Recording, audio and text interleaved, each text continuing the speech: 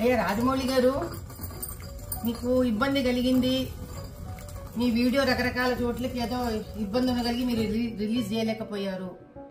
ఎవరి కష్టాలు వాళ్ళకు ఉంటాయి, కాదనట్లేదండి. కానీ ఆంజనేయ స్వామి వెనకుండి నడిపిస్తాడు అని మీ నాన్నగారు అన్నారు.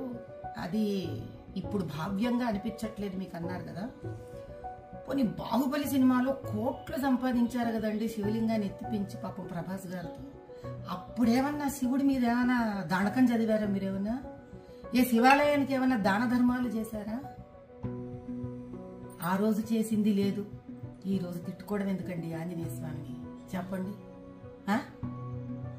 కుల వృత్తిలో వ్యక్తులు అంటే కుమ్మరివాడు ఆ కుమ్మరి వస్తువులని, కంసాలివాడు తన కంసాలి వస్తువుని, డాక్టర్ తాను సర్జరీలో వాడే సర్జరీ వస్తువులని, వీటిని అన్నిటినీ దైవంగా భావిస్తారండి. భగవంతుడు డబ్బు సంపాదనకి వాడుకోండి, కాదనట్లేదు. కనీసం డబ్బు సంపాదనకి ఉపయోగపడ్డాడు భగవంతుడు అని ఆయన పట్ల ఒక గౌరవం ఉంచడం మీలాంటి వాళ్ళకి, మాలాంటి వాళ్ళకి, మనందరికీ సామాజిక స్ఫూర్తిగా ఉండాలి. ఎందుకంటే ప్రజలు మనని చూసి మన మాట విని చైతన్యవంతమవుతారు.